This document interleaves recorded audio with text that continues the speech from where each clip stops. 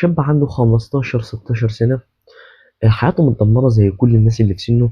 بيصحى بالليل وبينام الصبح. جسمه رفيع جدا، ما عندوش أصحاب، ما عندوش حياة اجتماعية، فاقد الثقة في النفس. بيمشي في الشارع بيحس إن العالم كله باصص له، إن هو أضعف شخص ممكن. بمعنى الكلمة دراعه من هنا كان زي الحتة دي بالظبط. والله كان ممكن الحتة دي تكون أكبر. فاشل دراسيا، فاشل دينيا، فاشل اجتماعيا، فاشل في كل حاجة أنت ممكن تفكر فيها. لحد ما الشخص ده في 2023 اخوه وصاحبه قال له تعالى ننزل الجيم نتمرن، الموضوع هينفعك ويفيدك، وخصوصا ان الشخص ده عنده مرض السكر، ومرض السكر نوعا ما سمع ان هو الرياضه مفيده ليه ومش عارف ايه. فنزل الجيم، فضل حوالي سنه. جسمه اتطور حاجه بسيطه، اتنين تلاته. بعد 3 سنين او سنتين في الجيم، الشخص ده بفضل الله بفضل الله حياته اتقلبت كلها. جسمه بقى افضل، الحمد لله بقى بيشتغل الحاجه اللي هو بيحبها، الحمد لله بقى ملتزم في حياته، الحمد لله بقى بيصحى بدري بينام بدري، الحمد لله بقى عنده ثقة في نفسه بشكل مش طبيعي، الحمد لله بقى عنده حياة اجتماعية كويسة، حياة دينية كويسة، وملتزم بفضل الله. الشخص اللي انا حكيت لك قصته دي باختصار هو الشخص اللي انت بتشوف الفيديو ده. انا ما وصلتش لاكتر حاجة انا عايزها، انا اهدافي عالية بشكل انت لا تتخيله، لكن حبيت اشاركك ايه الشيء اللي ساعدني ان انا اكون مختلف عن الناس اللي في سني، وساعدني ان انا اتحسن في حياتي. الشيء ده من غير اي كليشيه، الشيء ده هو حاجه اسمها الجيم، تمرين، مش اي رياضه، مش اي حاجه. الجيم. ليه الجيم؟ اللي انت تشوفه في الجيم مستحيل تشوفه في اي رياضه تانية.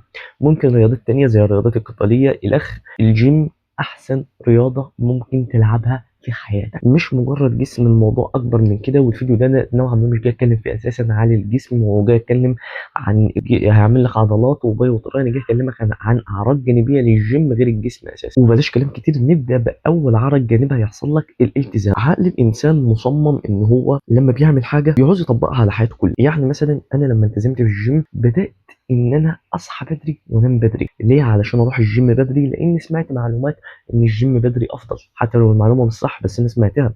على جرب. سمعت ان انا لازم اخلي وجبات في وقت معين، عملت كده، لقيت وجباتي في وقت معين، عملت كده. ببص لقيت نفسي عايز فلوس اكتر علشان اصرف، اتمرن في جيم افضل، مش عارف اجيب اكل افضل. فحاولت ان انا ادور على شغل فعلا يطلع لي فلوس كويسه ويساعدني في ده. فانت فاهم عقل الانسان بيعمل ايه؟ مش هيخليك تلتزم بس في التمرين، ده هيأثر على حياتك كلها. زي مثلا بطاطسايه، عارف انت البطاطس لما تكون بايظه وتحطها وسط بطاطس كلها كويسه، فجاه تلاقي ان البطاطس كله بقى مش كويس. التمرين بس على العكس، التمرين بيكون حاجه حلوه بس في حياتك، بتأثر على حياتك كلها. تاني حاجة شفت انت، وانت لو انت بتروح الجيم، لو انت بتلعب بالدمبل، خصوصا لو انت بتلعب عدد مجاميع قليله وبتلعب للفشل العضلي، فهتشوف ان انت مثلا جبت 8 عدات، هتبقى عايز تجيب عده 9، او هتبقى عايز تشيل وزن اتقل من الوزن اللي انت بتشيله. عقلك برضه بتدرب ان يعمل الموضوع ده في حياتك. لو انت بتشتغل بوم هتبقى عاوز تشتغل اكتر. يعني انا مثلا الفيديو كنت بنزل فيديو طويل واحد بس في الاسبوع وكان بيتعبني، انا دلوقتي بنزل فيديو يوميا طويل على اليوتيوب. انت متخيل؟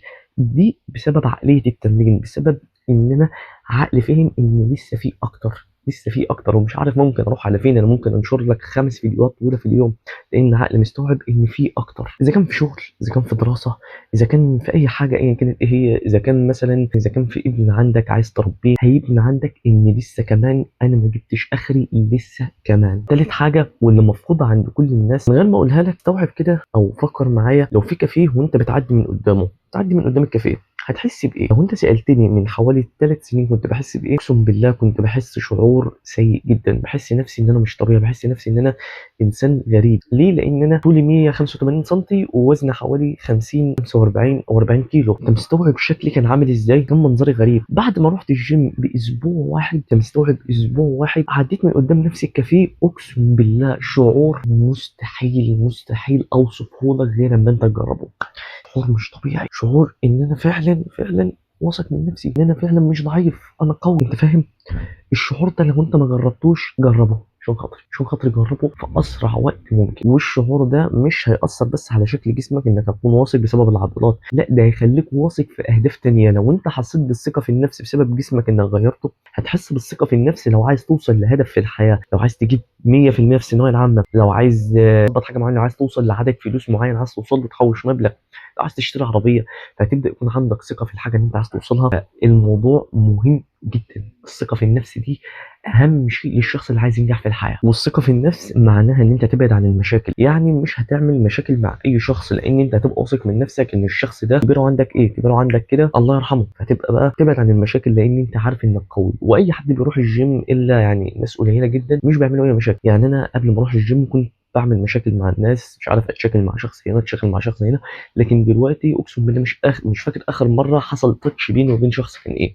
يعني وحتى لما بيحصل انا بخرج منه لان عارف ان هو ديته فعلا فعلا من غير تكبر، ديته ايه إنه كده خلاص فاهم. وبالذات انا عشان بلعب كذا رياضه وكده، والله مش بكبرها في حق نفسي، لكن انا عايزك تستوعب انت هتشوف الدنيا ازاي وانت هتبعد عن حاجات كتير وحشه. رابع حاجه هتتعرف على اصدقاء كويسين وهتبعد عن اصدقائك اسمعها في الفيديو عايز تسمعها الوسخين. انا كنت بقعد مع ناس مش كويس خلوني اشرب، كنت شربت معاهم قبل كده شيشه، عارف انت الشيشه، كنت شربتها معاهم بسبب ان انا طلبتها منهم.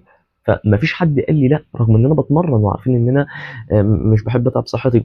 كلهم عملوا لي كده. ليه؟ لان هم عاوزينك تكون زيهم. نفس الكلام مع اصدقائك اللي في الجيم، لو انت مثلا قلت لهم عايز اعمل حاجه غلط هيقولوا لك لا. ليه؟ لان هم عايزينك تكون زيهم، انسان افضل، وانت كمان عايزهم يكونوا زيك. فانت فاهم، اصحابك اللي معاك دايما عاوزينك تكون شبههم، مش عاوزينك تكون مختلف. هو حاجه من الاثنين، لا اما تخلي اصحابك اللي معاك دلوقتي لو هم مش كويسين يبقوا كويسين زيك، وده صعب فشخ، او انك تشوف اصحاب كويسه، ولو عايز اصحاب كويسه هتشوفهم من الجيم. وبس كده، ده كان الفيديو بتاع النهارده، وتاكد ان هو يفيدك لو انت نفذت المعلومات اللي موجوده فيه. واشوفك الفيديو الجاي. وحش كان معاك خالد ناصر، هدفه ان انت تكون افضل من النسخه اللي انت عليها دلوقتي وتحسن حياتك وتنفع الناس. فاتمنى تكون قد الثقه. اشوفك الفيديو الجاي. سلام.